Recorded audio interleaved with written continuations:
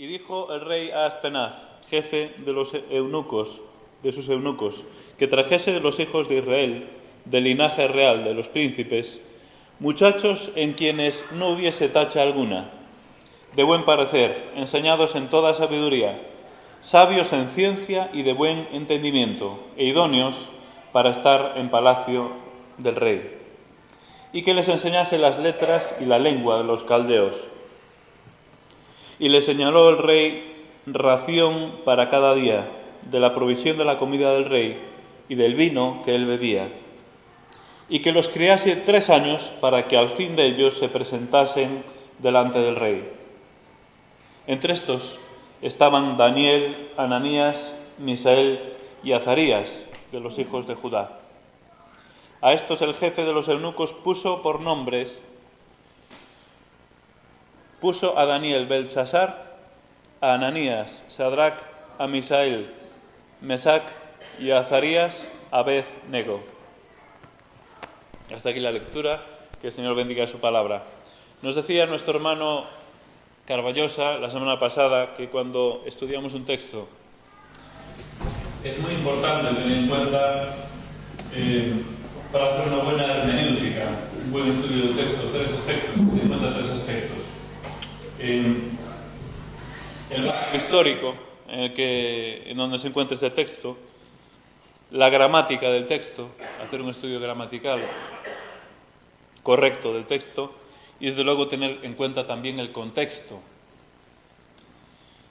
Precisamente nos decía él que por obviar alguna de estas cosas, pues se han producido o se producen malinterpretaciones y desvíos, ¿verdad? O lo que podemos llamar herejías en el estudio de la Biblia. Eso se produce precisamente por sacar las cosas de su contexto, por no hacer una gramática o un estudio gramatical adecuado del texto, o desde luego por descuidar o olvidarnos del marco histórico, es decir, pensar a quién iba dirigido este libro, qué circunstancias estaban pasando, etcétera, etcétera. Es importante tener en cuenta esto. Había un autor, y la verdad es que no recuerdo el nombre, que decía que lo importante que es el hacer el estudio de la Biblia literal y lineal. Y decía que cuidado con los estudios temáticos. Los estudios temáticos hay que tener cuidado porque nosotros cuando hacemos un estudio temático cogemos un versículo de aquí, otro de aquí, y de todos los versículos hacemos un tema.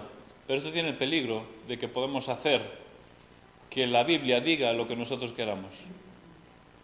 Los estudios temáticos hay que tratarlos también con mucho cuidado, porque yo cojo un versículo fuera de contexto de un sitio, cojo otro fuera de contexto de otro sitio y puedo decir que diga la Biblia lo que quiera, cuando realmente hay que estudiar las cosas dentro de su contexto. Este autor, que no recuerdo el nombre, decía que nunca hago un estudio temático y cuando lo hago después estoy 500 veces arrepintiéndome por haberlo hecho y perdiéndole perdón a Dios por haber hecho el estudio temático. Me sorprendió cuando leí aquellas palabras, pero creo que es para considerar. La Biblia tenemos que estudiarla en su contexto y de forma,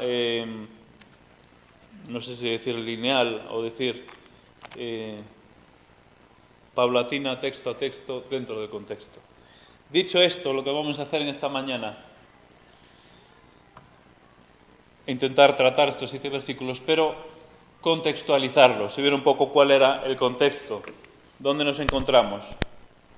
Y para ello vamos a hacernos un pequeño, un muy rápido acercamiento al marco histórico, a lo que estaba pasando en aquella tierra, en aquel momento. ¿Qué ocurría? ¿Qué es lo que estaba pasando?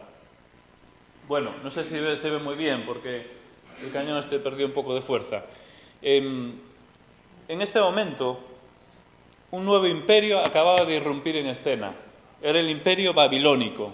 Bueno, sabemos que a lo largo de la historia no hay muchos imperios que Dios haya permitido gobernar toda una extensión grande, ¿no? Como es el Medio Oriente.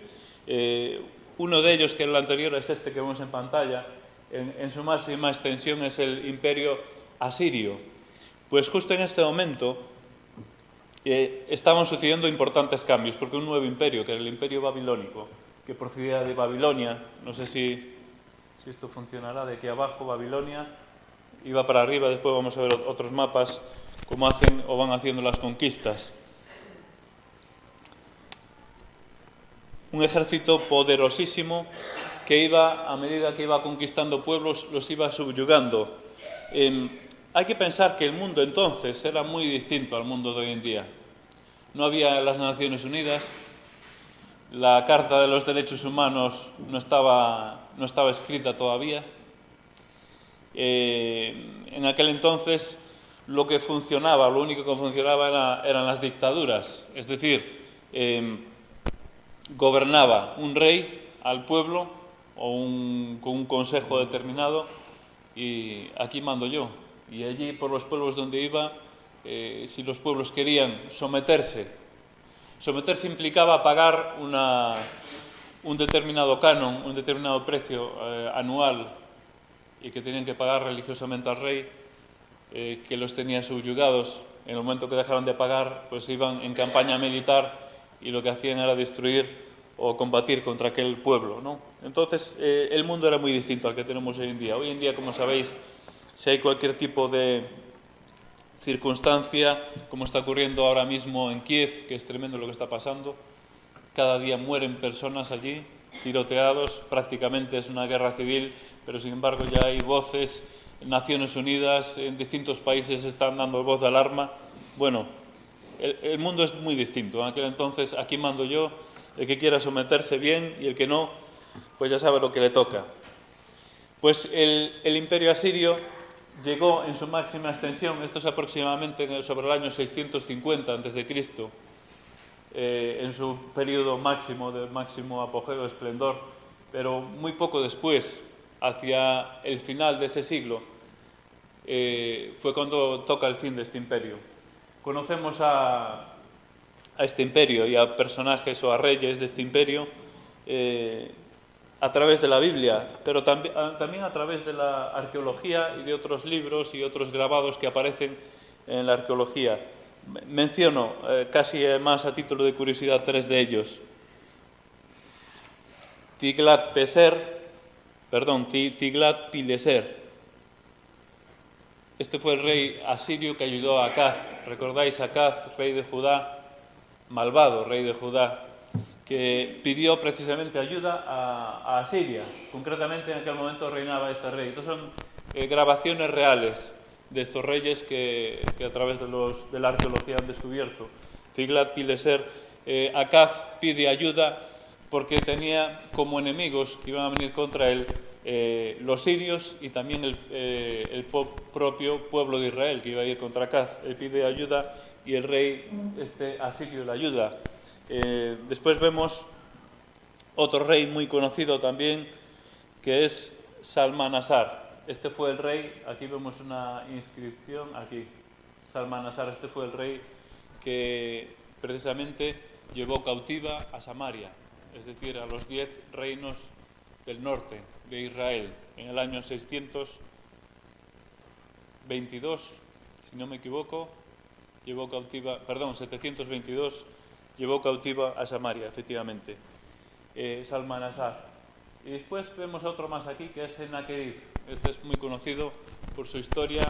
Encontramos con respecto a Ezequías, ¿verdad? El rey Ezequías intentó destruir Jerusalén, pero Dios no quiso.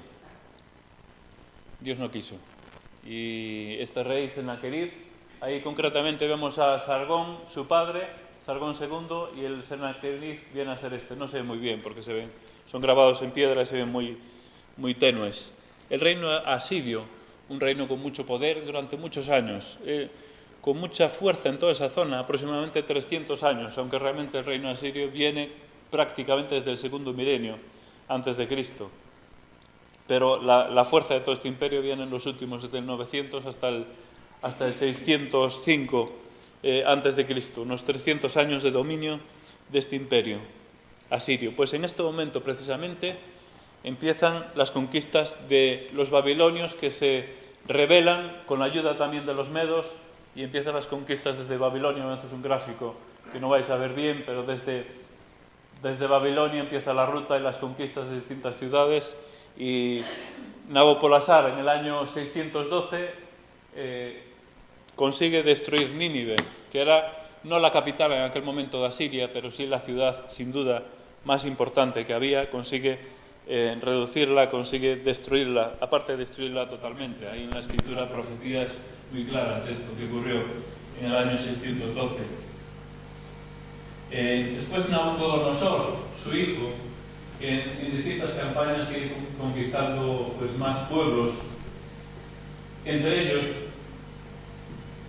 no sé si lo tenemos en la siguiente, entre ellos una de las victorias más importantes que se menciona y que vamos a leer, que también aparece en la escritura, es la victoria en Carquemis. Carquemis se encuentra, a ver si se encuentra aquí arriba, contra el rey egipcio.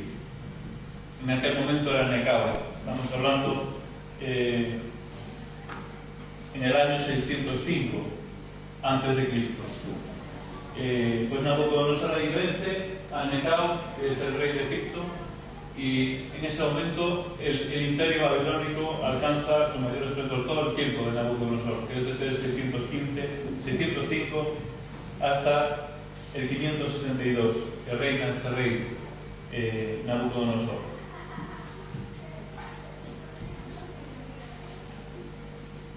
¿Quién era Nabucodonosor?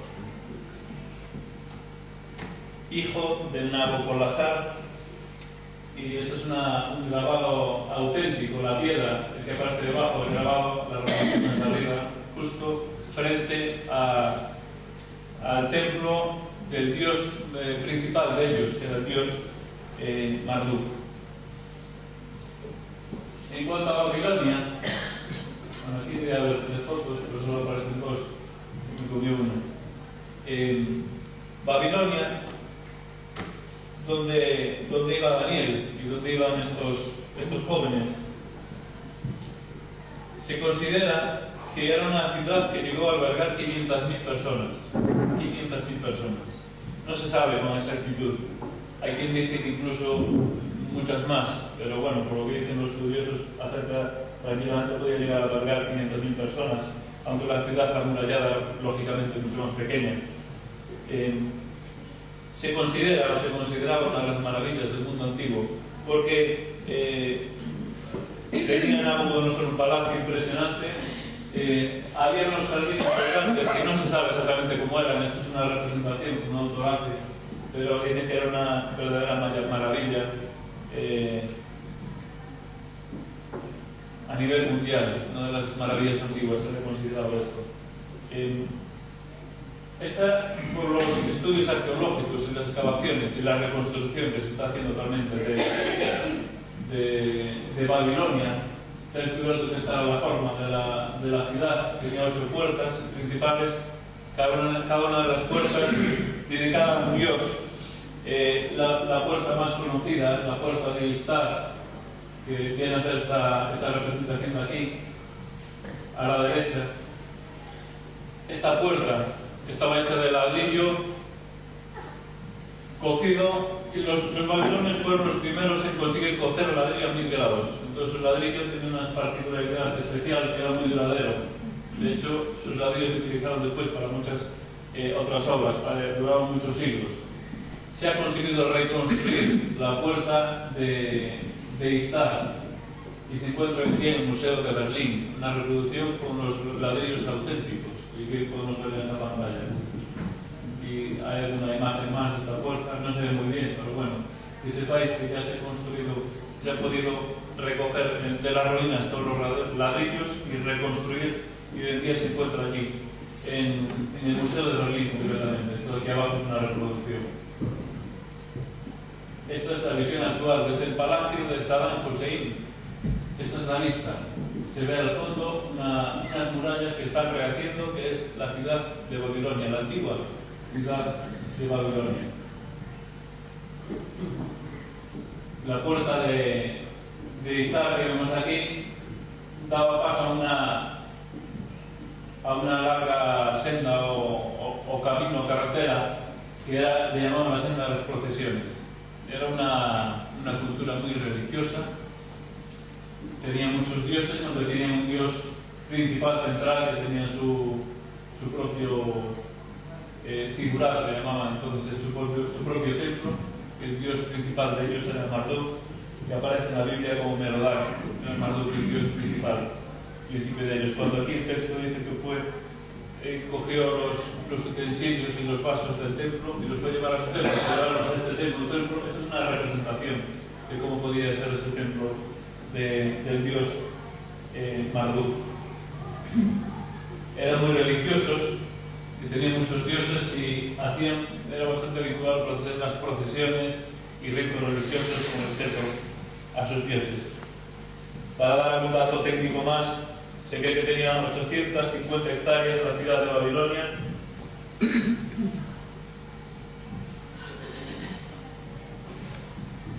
Y creo que para datos ya es suficiente. Ahí precisamente fueron a parar Daniel y sus amigos de esta ciudad. Y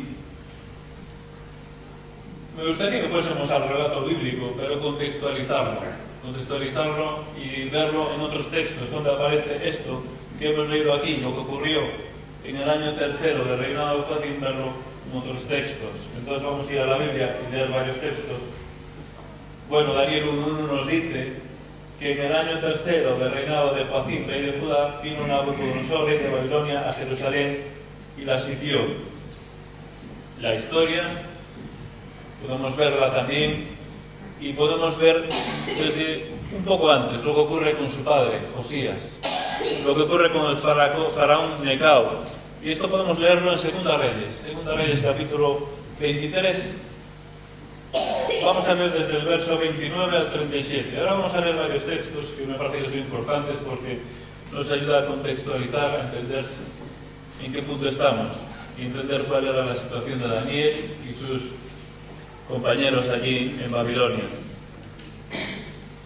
Segunda Reyes 23, 29 dice: en aquellos días Faraón Necao, rey de Egipto, subió contra el rey de Asiria al río Éufrates y salió contra él el rey Josías, pero aquel, así que le vio, lo mató en Megiddo.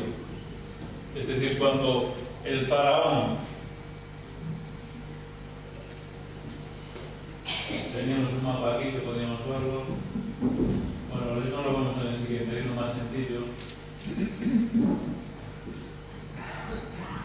Este es el mejor. Aquí tenemos Megiddo. Faraón, el reino de Faraón venía de abajo.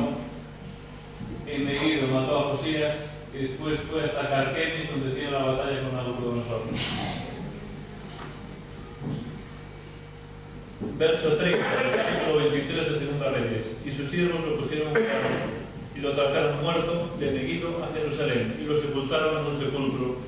Entonces el pueblo de la tierra tomó a Joacaz, hijo de Josías, y lo ungieron y lo pusieron por rey en lugar de su padre. De 23 años era Joacaz cuando comenzó a reinar y reinó 3 meses en Jerusalén. El nombre de su madre fue Amutai, hija de Jeremías de Libna. E hizo lo malo ante los ojos de Jehová, conforme a todas las cosas que sus padres habían hecho. Y lo puso preso Faraón Necao en Ribla, en la provincia de Hamat, para que no reinase en Jerusalén, e impuso sobre la tierra una multa de 100 talentos de plata y un de oro. Esto es lo que significaba que un pueblo esté sometido, el que pagarle pues, anualmente un precio determinado. Entonces Faraón Necao puso por rey a Eliakim, hijo de Josías, en lugar de Josías su padre, y le cambió el nombre por Joacim. Este es el rey del que está hablando Daniel en el capítulo 1.1. Tomó a Joacaz y lo llevó a Egipto y murió allí. Y Joacim pagó a Faraón la plata y el oro, mas hizo avaluar la tierra para dar el dinero conforme al mandamiento de Faraón, sacando la plata y el oro del pueblo de la tierra, de cada uno según la estimación de su hacienda, para darlo a Faraón Necao. De 25 años era Joacim cuando comenzó a reinar, y 11 años reinó en Jerusalén. El nombre de su madre fue Zebuda, hija de Pedaías, de Ruma, e hizo lo malo ante los ojos de Jehová, conforme a todas las cosas que sus padres habían hecho. Ahora nos vamos a ir a Jeremías 46. Es lo que sigue a esta historia. Ahí hay una profecía de Jeremías, pero es importante la introducción que hace Jeremías antes de dar esta profecía, porque está relatando lo que ocurre en la historia, lo que ocurre con Faraón Necao y lo que yo antes os he comentado con la guerra en Carquemis. Dice Jeremías 46:1, palabra de Jehová que vino al profeta Jeremías contra las naciones. Fijaros, dice, con respecto a Egipto, contra el ejército de Faraón Necao, rey de Egipto, que estaba cerca del río Éufrates, en Carquemis, a quien destruyó Nabucodonosor, rey de Babilonia, en el año cuarto de Joacín, hijo de Josías, rey de Judá. Aquí nos comentaba precisamente Carballosa que el cuarto y el tercero, según se mire desde el punto de vista de cómo lo contaban los babilonios o los hebreos, era distinto. Podía ser el cuarto o el tercero, porque no sé cuál de ellos era, creo que los babilonios cuentan desde el 0 y los hebreos cuentan desde el 1. Entonces por eso puede haber esta diferencia del cuarto y el tercer año. Precisamente en Carquemis ocurre esto. Nabucodonosor, después de conquistar a varios pueblos que vienen desde el sur de Babilonia, se encuentra con Faraón Necao y consigue vencer a Faraón Necao ahí en Carquemis. Ese mismo año baja y va hasta Jerusalén y sitia Jerusalén. Dice Segunda Reyes, capítulo 24. Un poco más adelante de lo que estábamos leyendo antes, volvemos a Segunda Reyes, capítulo 24, verso 1, dice: en su tiempo subió en campaña Nabucodonosor, rey de Babilonia. Joacín vino a ser su siervo por 3 años, pero luego volvió y se rebeló contra él. Pero Jehová envió contra Joacín, fijaros, tropas de caldeos, tropas de sirios, tropas de moabitas, tropas de amonitas, los cuales envió contra Judá para que la destruyesen, conforme a la palabra de Jehová, que había hablado por sus siervos los profetas. Fijaros lo que dice ahora, 24:3. Ciertamente vino esto contra Judá por mandato de Jehová, para quitarla de su presencia, por los pecados de Manasés y por todo lo que él hizo. Asimismo, por la sangre inocente que derramó, pues llenó a Jerusalén de sangre inocente, Jehová, por tanto, no quiso perdonar. Los demás hechos de Joacín y todo lo que hizo no está escrito en el libro de las crónicas de los reyes de Judá. Y durmió Joacín con sus padres y reinó en su lugar Joaquín, su hijo. Es decir, que también fue cautivo y sitiado porque se rebeló contra Nabucodonosor. Si Joacín en aquel momento dijera, no, yo quiero pagar el tributo y quiero someterme a Nabucodonosor, no habría problema. Jerusalén no sería sitiada. Fijaros otro texto en Jeremías, lo que dice, una profecía de Jeremías con respecto a Nabucodonosor. Me parece interesante. Después, un poco más adelante, vamos a leer otra. Dice Jeremías 28, este es el último texto de lectura que hacemos, después haremos otro más. Sé que es mucha lectura, pero creo que es importante situarnos en la Escritura para entender, pues posiblemente un poco mejor la situación política, social y lo que estaba viviendo Daniel y sus compañeros allí en Babilonia. Dice Jeremías 28, vamos a leer del 14. Bueno, solo es el 14 en este caso, pensé que era solo es el 14. Porque así ha dicho Jehová de los ejércitos, Dios de Israel, yugo de hierro puse sobre el cuello de todas estas naciones para que sirvan a Nabucodonosor, rey de Babilonia, y han de servirle, y aún también les he dado las bestias del campo. Es decir, Dios pone toda la tierra en manos de Nabucodonosor, y así lo decía Jeremías en su profecía. Después vamos a leer otra profecía más detallada sobre esto, como Dios dice expresamente a todas las naciones que se sometan a Nabucodonosor, pero por mandato de Dios. Y ahora sí otro texto, que es Habacuc,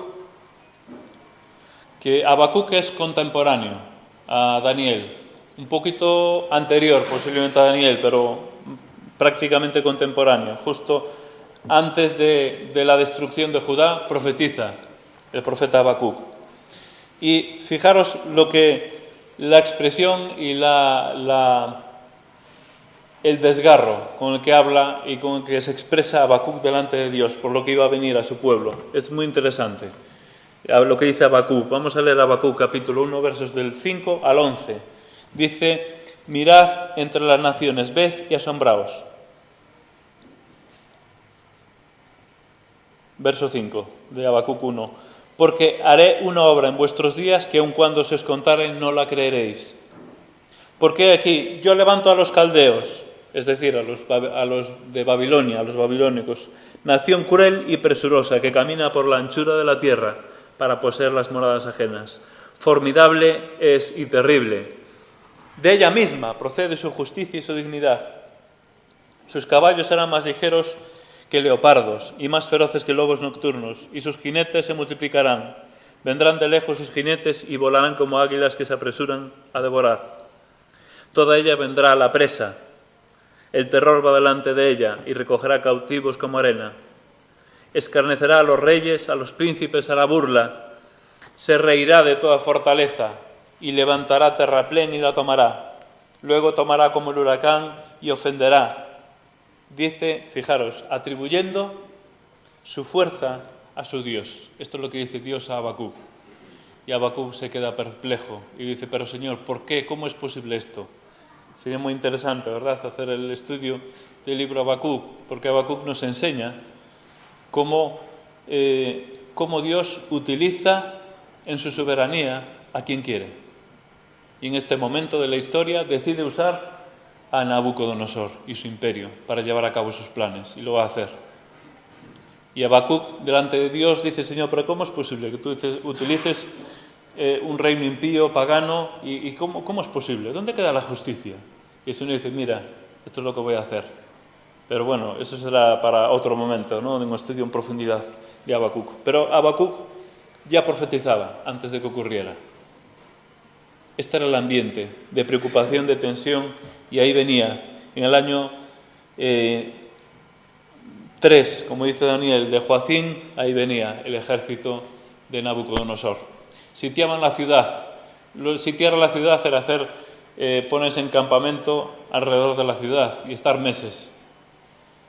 En la ciudad empezaba a escasear el hambre, a aumentar el hambre, a escasear el alimento, quiere decir, y víveres y otras cosas, y imaginaos, meses y meses y meses. En algún caso hay sitios de más de un año, hasta que, cuando la debilidad es absoluta, entonces entran y vencen con mucha facilidad y entran en las ciudades. Los sitios eran así. No sabemos cuánto tiempo estuvo el sitio alrededor de Jerusalén, pero seguramente estuvo tiempo sitiando la ciudad. Y esta era la forma de combatir de los babilonios. Bueno, en aquella época también los asirios actuaban de la misma forma. Aparte, estaban muy bien armados porque utilizaban el arco y tenían caballos. ¿Qué vemos en estos textos que hemos leído? Vemos que Dios maneja la historia según Él quiere. Y esta es desde luego una de las lecciones del libro de Daniel. Pero muchas de las cosas que ocurren, tenemos que entenderlo, también son a causa de la desobediencia del pueblo de Dios, ¿verdad? En este caso, vemos cómo a causa de su desobediencia le viene lo que le viene. Pero Dios finalmente es el que maneja y lleva a cabo sus propósitos, y utilizando a veces pueblos paganos, reyes que no le honran. Y esto es una forma de decir y de mostrar y enseñar que Él es soberano. ¿Quién era Daniel? No sabemos mucho de Daniel. Sabemos que era, por lo que dice el texto, versos 3 y 4, del linaje real de los príncipes. Sabemos que era joven. Los autores, el abanico de edad, hablan entre 15 y 19 años, lo que yo he leído. Más o menos también decía nuestro hermano Carballosa, entre 17 y 19, creo que decía él. Sabemos que estaban preparados, sabios en ciencia y buen entendimiento, y también estaban preparados para servir en el palacio del rey, idóneos para estar, verso 4, en el palacio del rey. Sabemos que era conocedor de la profecía de su tiempo. Daniel conocía la profecía de su tiempo. especialmente conocía la profecía de Jeremías, porque si vamos al 9, capítulo 9, verso 2, allí se nos dice, aunque habían pasado muchos años, pero allí se nos dice, en el primer año de su reinado, dice, yo Daniel miré atentamente en los libros el número de los años de que habló el profeta Jeremías, que habían de cumplirse las desolaciones, etcétera, etcétera. Es decir, Daniel conocía bien la profecía de su tiempo. Posiblemente ha escuchado en más de una ocasión a Jeremías, no lo sabemos, pero por lo menos sabemos que él lo ha leído, conocía la escritura, conocía la profecía. Puede ser también que conociera la profecía de Habacuc. No lo sabemos con seguridad, pero es posible que la conociera. Viendo este panorama y esta situación, allí estaban aquellos jóvenes. Y yo he pensado 7 razones para el desánimo, 7 razones para abandonar la fe, tenía Daniel y sus amigos. Y creo que sería bueno que hiciésemos un esfuerzo en esta mañana y pensar de ponernos en su lugar. Unos jóvenes que van y viven allí en Babilonia. Lo primero que me hace pensar esas 7 razones para abandonar su fe, para desanimarse, es, en primer lugar, su juventud. Eran muy jóvenes, muchachos, dice allí la palabra, ¿verdad? Lo normal es que se amoldaran más o menos rápidamente a las costumbres, ¿verdad? Y creencias, incluso babilónicas. Lo normal es pensar que dejaran atrás su pasado. Si nos ponemos en su lugar, pues creo que sería lo más lógico, ¿verdad? Eran tan jóvenes, incluso se les cambia su nombre y se le pone un nombre babilónico, un nombre Sadrach, Mesach, Abednego, Belsasar. Se le pone un nombre babilónico para que ayudarlos a integrarse mejor en esa cultura, en ese pueblo, y también seguramente para sentirse mejor acogidos entre los babilonios, porque si tienen un nombre hebreo, seguramente siempre les perseguiría ese estigma, ¿no?, de ser hebreos, de ser de otro pueblo, pero al tener un nombre propio, seguramente es una forma de ayudarles, ¿verdad? Su juventud no iba en favor. Lo más lógico es que abandonaran la fe, sería lo más normal, sería lo más humano. Pero la segunda razón que me hace pensar es el privilegio que tenían. ¿Y cómo podemos pensar como privilegio? Bueno, de alguna forma, dadas las circunstancias, creo que su posición era de privilegio. Y vivían con las comodidades de estar en Palacio Real, aun a pesar de su cautiverio. Porque se nos dice allí el texto que se les daba ración, verso 5, para cada día de la provisión de la comida del rey y del vino que él bebía. Es decir, estaban en palacio, vivían bien, vivían con comodidad. Vivían con comodidad, yo pienso. Seguramente echarían mucho de menos las carencias que tenían allí en Judá. No sé hasta qué punto, Yo pensaría que esa posición de privilegio que tenían, lo normal sería, bueno, aquí estamos bien. ¿Para qué vamos a acordarnos ahora de lo que nos contaban allí los ancianos en Judá? ¿Para qué vamos a acordarnos de eso? Pero creo que hay otra razón importante también para que estos jóvenes abandonaran su fe, para que se desanimaran en cuanto a sus enseñanzas judías. Y es su instrucción. Durante 3 años le iban a enseñar. Aquí el texto dice que le iban a enseñar la lengua y las letras. Dice así como dice, enseñar las letras y la lengua de los caldeos. Pero seguramente en su enseñanza había mucho más o algo más, ¿verdad? Lengua, pero seguramente les hablarían de sus dioses, de sus creencias.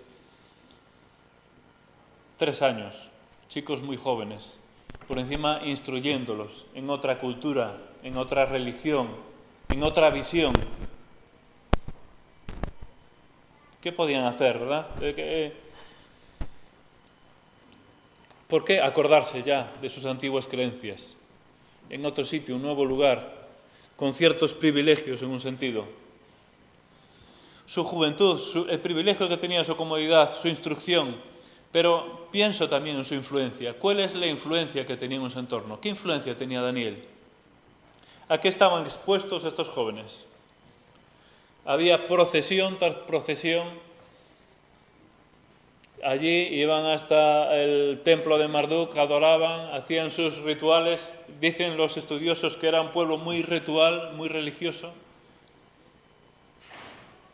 El otro día vi un documental y hay un pueblo en la India que lo equiparan con los babilonios de entonces, con Nabucodonosor, porque hacen rituales muy parecidos. Porque estos rituales lo ven ahora que están sacando miles de tablillas. Son tablillas de arcilla con inscripciones y están entendiendo, leyendo y viendo las cosas que hacían entonces, ¿no? La cultura babilónica.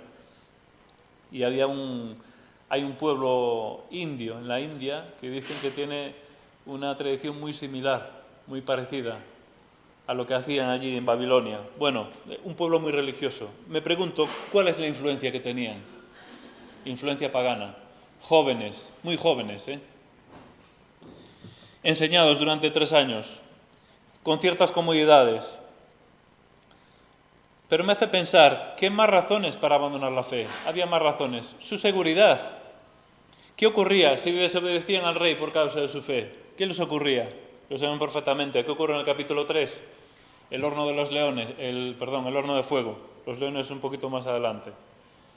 Capítulo 3. ¿Qué les ocurre?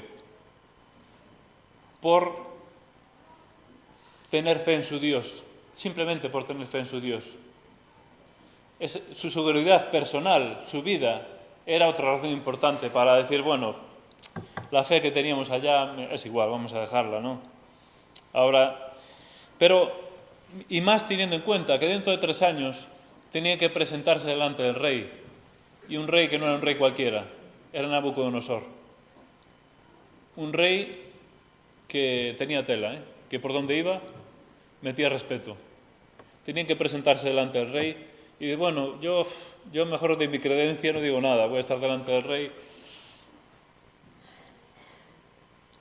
Tenían una sexta razón para dejar su fe, para abandonar la fe, para desanimarse, y es la situación de su pueblo. ¿Qué estaba pasando su pueblo? Había sido arrasada. Bueno, en este momento no. Este era el primer cautiverio, la primera vez que viene Nabucodonosor contra Jerusalén. 3 veces.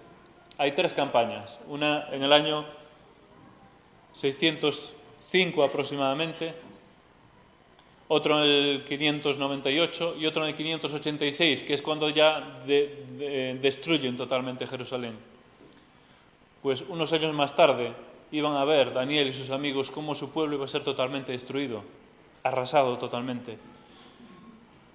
Viendo esto, ¿qué podían pensar? Bueno, ¿y cuál es la situación de mi pueblo? ¿Para qué voy a tener yo continuar con esta fe? De alguna forma podemos pensar, no tenemos a dónde ir. No hay pueblo ya. El pueblo está... Bueno, no lo vimos antes en el mapa, precisamente el pueblo estaba allí en la zona de Babilonia, los que fueron deportados para allá.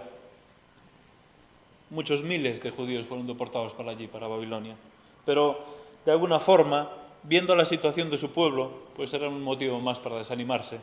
Y por último, la séptima razón, podíamos seguramente encontrar más, era pues el pensar que ¿qué pasa con Dios? Que no está muy activo. Y yo pienso en lo que decía Habacuc, ¿verdad? Señor, ¿pero por qué?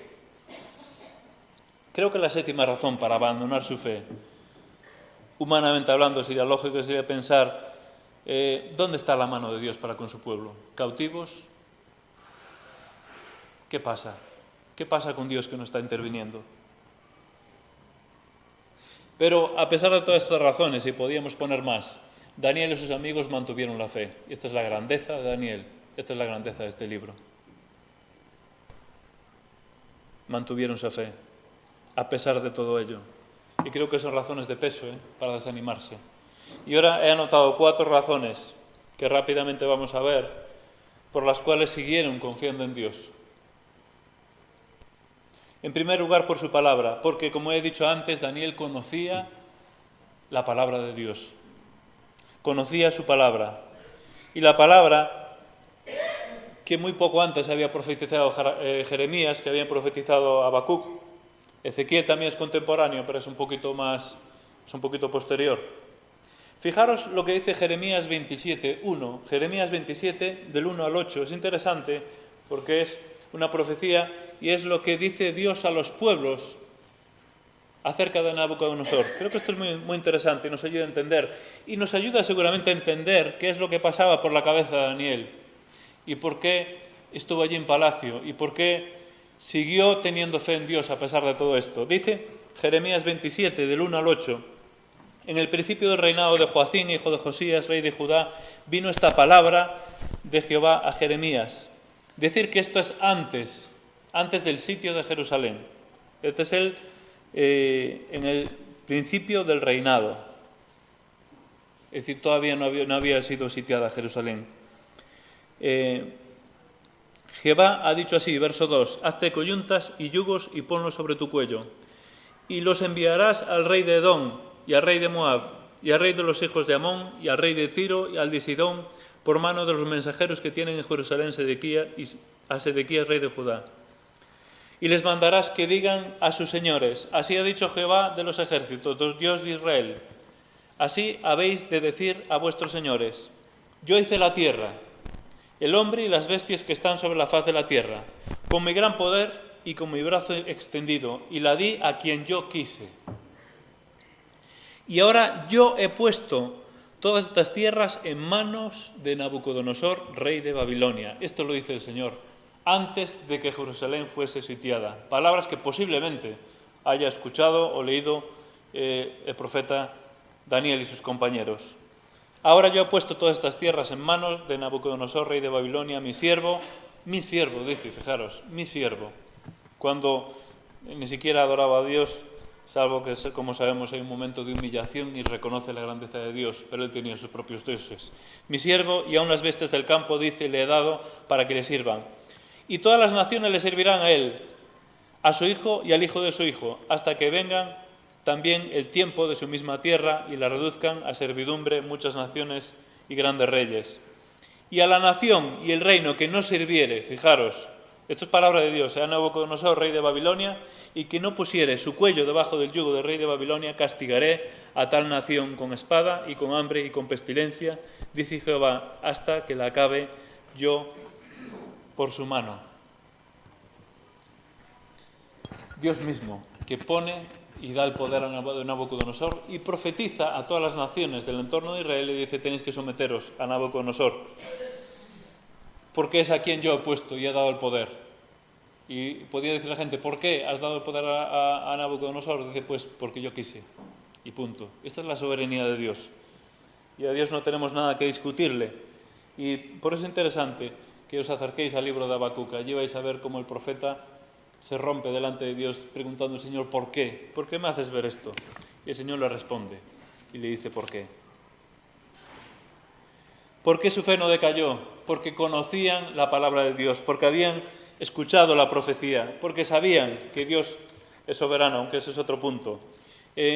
La palabra de Dios sostiene nuestra fe, y esto tenemos que pensarlo, y creo que es una aplicación importante para nuestras vidas. En segundo lugar, obviamente, mantuvieron su fe por su relación con el Señor. Y el texto no lo dice. No es que me esté inventando cosas. Este texto no lo dice, pero sí lo dice el libro.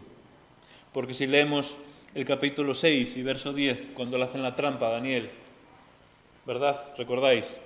Dice, cuando Daniel supo del edicto que había sido firmado. ¿Qué edicto era? De que nadie podía adorar a otro Dios que no fuese el rey, ¿verdad? Era una trampa para coger a Daniel. Dice, entró en su casa y abiertas las ventanas de su cámara que daban hacia Jerusalén, se arrodillaba 3 veces al día y oraba y daba gracias delante de su Dios, como lo solía hacer antes. ¿Cómo lo solía hacer antes? Seguro que Daniel con 19, 18, 17 años, cuando fue allí, tenía esa misma costumbre, porque fue la costumbre que fue enseñado desde niño. Daniel creía en el Señor. No solo creía, amaba al Señor y tenía una relación con Él. Es evidente que su fe se mantiene por su relación con el Señor. En tercer lugar, esto sí lo encontramos en el texto. Obviamente Daniel entendía perfectamente que todo estaba en manos de Dios y que el Señor era soberano. Nuestro hermano Carballosa la semana pasada resaltaba este versículo y creo que es interesante resaltarlo hoy también. Verso 2 del capítulo 1. El Señor entregó en sus manos a Joacín, rey de Judá. El Señor fue quien entregó en manos de Nabucodonosor a Joacín. Como nos decía nuestro hermano, no se debía a una buena estrategia, ni a un ejército poderoso, ni potente militarmente, sino se debió a que el Señor lo entregó en sus manos. Entendió Daniel, porque fue el que escribió esto perfectamente, que esto se debía a la soberanía de Dios. Vale, es cierto, lo escribió muchísimos años más tarde y ya lo escribió con perspectiva, sabiendo lo que iba a pasar, porque el libro lo escribió, parece ser que bastante anciano, bastante mayor, pero en aquel momento no sabía lo que iba a pasar y confió en el Señor. Y en cuarto y último lugar, yo creo que también, de alguna forma, se sostuvieron fieles al Señor, a pesar de todos esos aspectos negativos que hemos visto, porque aprovecharon la oportunidad, porque era una oportunidad tremenda que les daba a Dios para servirle. No era una oportunidad que tenía cualquiera, la oportunidad de estar en el reino del hombre más poderoso de aquel momento. Y durante muchos años fue poderoso Nabucodonosor. Recordad que hasta el 562, estamos hablando de sobre 40 y algo años, pues era una oportunidad. Y Daniel sabía que podía servir al Señor ahí en ese lugar, y lo hizo.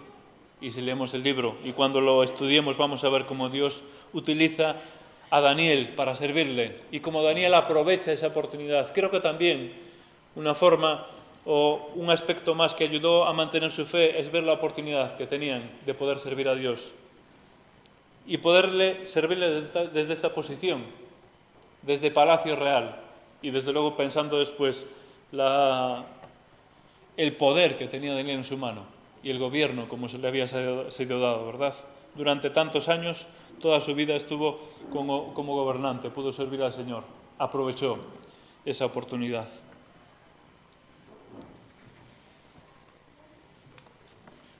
Y terminamos. Simplemente que pensemos que hay posiblemente razones para que nuestra fe se tambalee. Puede haber razones personales, puede haber situaciones familiares, laborales, qué sé yo, eclesiales, puede haber tantas cosas. Puede haber tantos motivos para que nuestra fe se tambalee. Pero estoy convencido, hermanos, que seguro que Daniel tenía más motivos en aquel momento. La situación de Daniel y sus amigos era seguro que bastante peor, que era más fácil que su fe decayera, pero se mantuvieron fieles. Y creo que la clave del éxito de estos jóvenes fue precisamente esa actitud adecuada frente a las circunstancias. Un autor que he leído de este libro decía que es de forma especial el libro de Daniel, este capítulo 1, es optimista, porque trata un tema tan grave, de una forma muy optimista. Optimista porque supieron ver la mano de Dios. Y creo que en nuestras vidas, hermanos, necesitamos más que nunca ver la mano de Dios. Fueron sustentados, su fe fue sustentada, fortalecida por la palabra, como la nuestra tiene que serlo, por su relación con Él, por entender que es totalmente soberano. Y por último, también necesitamos entender que a veces Dios nos pone en situaciones difíciles que nosotros vemos como problemas. Sin embargo, si atendemos a la actitud de Daniel, debiéramos ver como oportunidades. ¿Cuántas veces Dios utiliza alguna calamidad en nuestra vida para darnos una oportunidad para servirle? Que el Señor nos ayude a servirle como lo hicieron Daniel y sus amigos, que nosotros también en nuestros días podamos hacerlo, con nuestras circunstancias. Que el Señor nos ayude. Vamos a tener una oración. Recordad que a la tarde